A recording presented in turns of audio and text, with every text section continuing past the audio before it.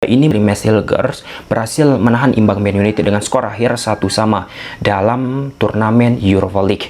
Terlebih dahulu Man United ciptakan gol di menit 35 lewat Eriksen, lalu disamakan oleh Twente di menit 68 lewat Sham. Sebelum lebih jauh, aku pernah bersama saya untuk ingatkan teman-teman, ketika teman-teman tonton video ini, jangan lupa tekan tombol like-nya ya. Penampilan dari Matt Hilgers sangat amat luar biasa teman-teman, dan ini tentu akan meningkatkan kesulitan terhadap lini pertahanan timnas Indonesia nantinya.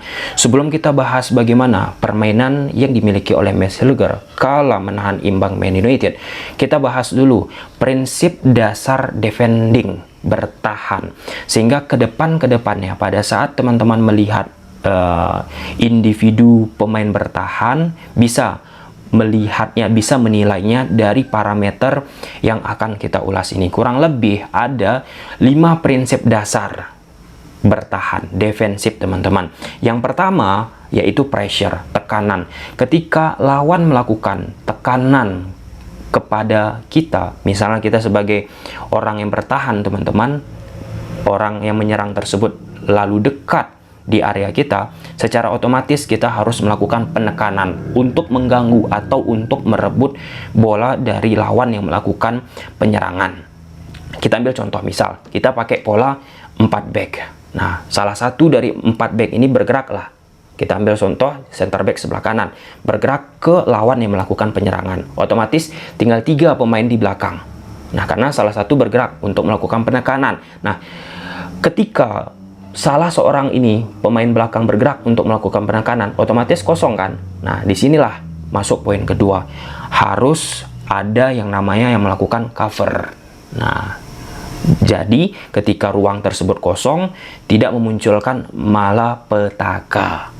Nah, kemudian ketika sudah masuk ke momen covering, ada istilahnya lagi balance, keseimbangan. Seperti apa? Kita ambil contoh tadi, pressure seperti ini, 4 back melakukan penekanan, tertarik ke depan kepada orang yang melakukan penyerangan, sisa 3 pemain harus ada yang cover. Jadi gimana posisinya? Contoh posisi fullback kanan ini mengisi ataupun mengcover area yang ditinggalkan oleh center back yang mengganggu penyerangan yang dilakukan oleh lawan. Nah, jadi rapat nih fullback kanan ini ke center back 1 dan fullback sebelah kiri. Jadi tidak memunculkan yang nama unbalance. Atau sekarang ini banyak di dunia sepak bola teman-teman menggunakan formasi 5 back. Kenapa? Karena pada dasarnya ketika kita menggunakan formasi 5 back, 5 pemain di belakang, ini kan menjaga sisi kelebaran, bisa mengantisipasi permainan wide area sebelah kanan ataupun sebelah kiri, permainan sayap yang diupayakan oleh lawan. Ketika salah satu bergerak ke depan, kita ambillah contoh wingback sebelah kiri ataupun back sebelah bukan wingback sebelah kiri, wingback sebelah kanan, ataupun ketika melakukan pertahanan dia berubah menjadi back sebelah kanan terluar teman-teman. Nah, dia bergerak ke depan, otomatis sisa 4. Jadi 4 pemain ini secara keseimbangan pertahanan tetap bisa membentuk yang namanya compact defense. Nah, jadi itu teori-teori sederhana teman-teman. Tadi sudah kita bahas bagaimana pressure, kemudian bagaimana cover, kemudian bagaimana balance, dan yang keempat membentuk compactness. Ketika kita sudah mengaplikasikan yang namanya pressure, cover, balance, nah maka akan terjalin tuh yang namanya pertahanan yang compact. Compact itu terdiri dari 3 item teman-teman: rapat, padu, padat. Nah, rapat tadi bagaimana ketika rekan kita yang bertahan bergerak ke depan, kita melakukan cover, otomatis tidak ada muncul yang nama unbalance. Kemudian padu, bagaimana pertahanan itu nggak hanya mengandalkan 1 pemain, 2 pemain, tetapi kolektif. Kita harus menilai hal tersebut secara jelas teman-teman. Kemudian membentuk pertahanan secara padat. Ada salah satu video yang sangat amat viral teman-teman, bagaimana Man City dilatih oleh Pep Guardiola, cara bertahan yang sangat amat proper yang harus dilakukan itu oleh pemain-pemain Man City. Bayangkan saja, sampai kita membuat video ini di media sosial, video tersebut sudah tersebar di mana-mana teman-teman, yang sudah menonton 2,3 juta. Nah, itu spesifik di-share ke kalangan video analis ya, staff official sebuah klub Nah, jadi kalau kita bicara pertahanan, nggak bisa hanya mengandalkan satu pemain, tetapi bermain secara kolektivitas. Nah, tadi sudah masuk ke compact, baru yang terakhir, kontrol ataupun penahanan. Nah, inilah pentingnya kalau kita bicara sepak bola, kan sering teman-teman tonton, jangan ambil sekali, dibayang-bayangi dulu, ditunggu dulu. Kalau misal ambil sekali, maka akan berbahaya untuk dilewati lawan. Bla bla bla bla bla. Nah, dalam konteks ini itulah sangat amat penting bagi lini pertahanan juga. Jika kita ambil contoh, bagaimana cara untuk mengantisipasi 2 versus 1 misalnya. 2 yang melakukan penyerangan, 1 pemain defending. Nah, apa yang harus dilakukan oleh defending ini? Membayang-bayangi, kemudian membentuk orientasi tubuh yang jelas, kemana arahnya akan kita bawa, kemudian jangan mengambil sekali. Nah, seperti yang ada di video ini teman-teman. Nah, itu salah satu prinsip-prinsip yang penting untuk kita mengaplikasikan di saat kita unggul orang. Nah, itulah kurang lebih 5 prinsip dasar teman-teman. Sebenarnya banyak lagi ya yang bisa kita korek perihal defensif ini, tetapi itulah sebagai salah satu lah ya, bukan salah satu, sebagai beberapa model untuk bisa teman-teman gunakan pada saat menilai pemain-pemain bertahan. Yang secara jelas overall bertahan itu nggak bisa hanya mengandalkan satu pemain teman-teman. Nah, kemudian bagaimana penampilan dari Mads Hilgers? Pertama, Mads Hilgers pada saat kita menonton menghadapi Man United ini saja, Mads Hilgers itu banyak sekali mengatur rekan-rekannya secara leadership ya. Terlihat dari gestur ya. Kalau misalnya ada bocor, diingatkan. Kalau misalnya ada ruang yang bisa dimanfaatkan oleh pemain Man United, diingatkan. Nah, seperti di video ini, itu diingatkan berkali-kali oleh Mads Hilgers. Ini sangat menguntungkan dan sangat disenangi oleh Coach Sintayong. Kenapa?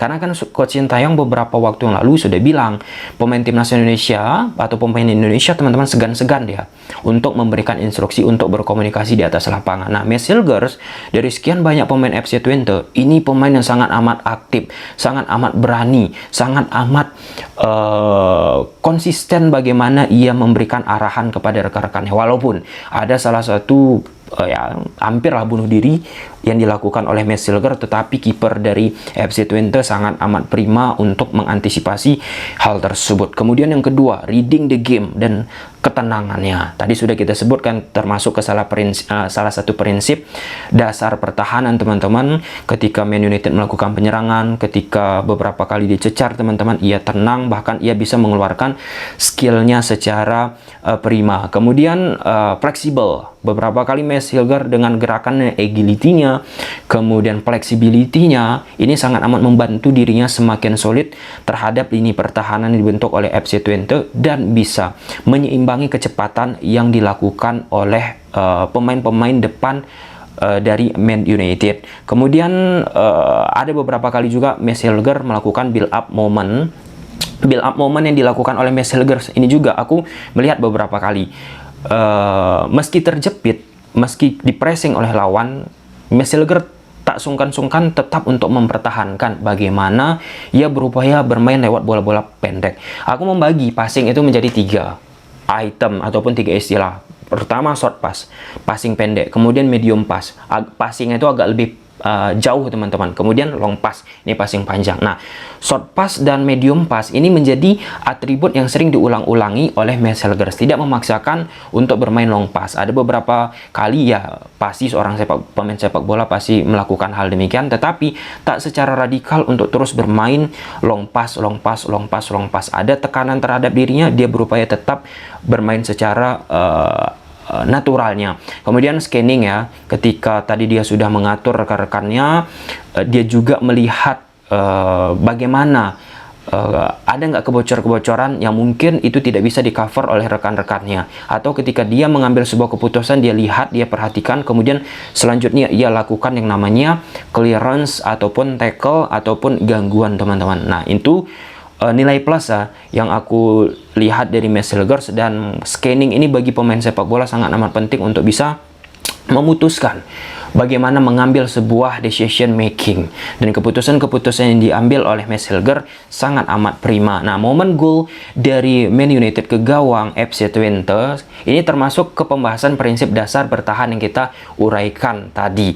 Bagaimana ketika ada kebocoran teman-teman, ruang di antara Max Hilger sama fullback sebelah kanan dari FC Twente, di situ coba di cover oleh pemain tengah. Nah, pemain tengah ini bergerak mengcover, kemudian ada pancingan terhadap pemain tengah yang melakukan covering, muncullah kebocoran ataupun ada ruang yang coba diokupansi oleh pemain-pemain Man United, dan tercipta sebuah gol. Dan ya, inilah dia bagaimana kompleksitas permainan sepak bola harus bisa memahami secara prima seperti yang terjadi terhadap proses gol Man United. Tetapi ini menjadi pelajaran ya, bagaimana sekali lagi Max Hilger dan rekan-rekannya membentuk pertahanan secara ideal. Ya, mungkin sampai situ aja dulu teman-teman videonya. Overall, sekali lagi, bertahan itu kita nggak hanya bisa melihat dari satu elemen, satu pemain, tetapi kita melihat secara overall. Pertahanan terbaik dimulai dari lini depan. Jadi pemain depan dari FC Twente memiliki peran juga sebelum masuk ke lini tengah dari FC Twente dan lini pertahanan FC Twente. Gimana menurut teman-teman? Silahkan tulis di kolom komentar. Bye.